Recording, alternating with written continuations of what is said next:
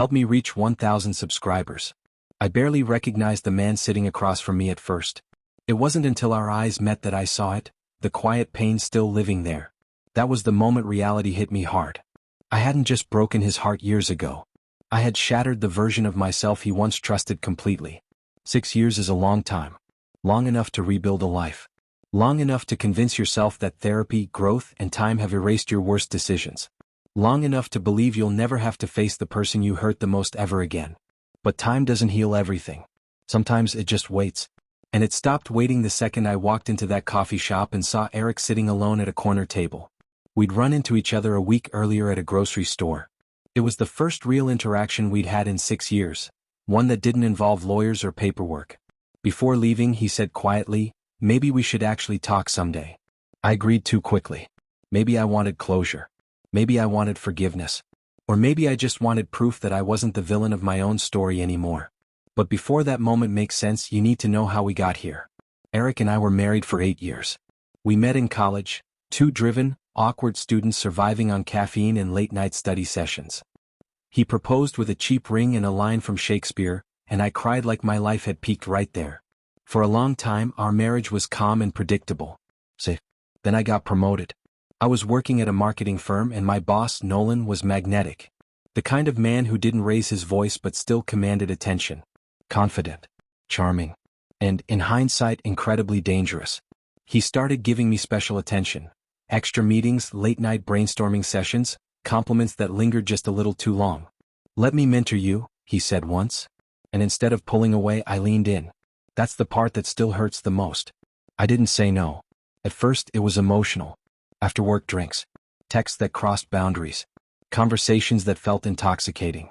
Eric was overwhelmed with a new job and the space between us widened. Nolan stepped right into that space with a smile and a hand resting too low on my back. The affair lasted 9 months. It wasn't romantic. It wasn't magical. It was an escape. A way to feel powerful instead of insecure, desired instead of ignored. And in the process, I became someone I barely recognize now. Eric found out, not because I confessed but because I was careless. Hotel receipts. Left in my glove compartment. He didn't yell. He didn't cry. That silence still echoes in my head. He sat across from me at the kitchen table, holding the paper like it was proof that the life we built was already dead. "I hope he was worth it," he said quietly. Then he walked out. He never came back. The divorce moved fast. No screaming matches. No second chances. Just finality. And Nolan? He vanished a month later. Turns out the excitement only existed while I was forbidden. Once I was single, I wasn't interesting anymore.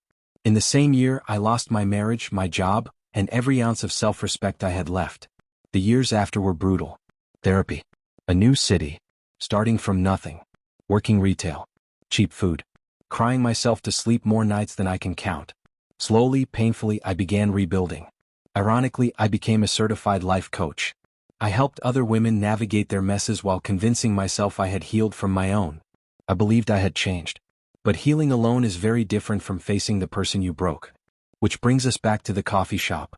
Eric stood when I approached. He looked older but grounded. Calm. A few streaks of gray in his beard that somehow made him look stronger. We sat in silence. "You look well," he said carefully. "So do you," I replied. Then he asked the question I expected. "Why did you want to meet?" I took a breath. "Because you deserved an apology. And because I never gave you one." He leaned back, arms crossed. "You're sorry? After 6 years?" "Yes," I said. "Every single day." "You could have said that back then." "I didn't know how," I admitted. "I was drowning in shame. I didn't even understand why I did it." "And now?" he asked. "I think I do," I whispered. "I wasn't unhappy with you. I was unhappy with myself. And instead of being honest, I chased validation." He studied me quietly, then said something that broke me. "The hardest part wasn't the betrayal. It was wondering what I did wrong. Wondering why I wasn't enough." Tears filled my eyes.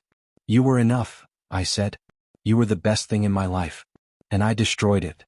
He looked down at his hands. "You hurt me," he said gently. "But I healed." Then he smiled softly. "I met someone 2 years ago. We're getting married next spring." My chest tightened, but I meant it when I said, "I'm happy for you." He reached into his coat and placed something on the table, a small gold compass keychain. You gave me this when we moved into our first apartment, he said. I finally found my direction. I think it's time you had it back. My hand shook as I picked it up. Thank you, I whispered. We stood.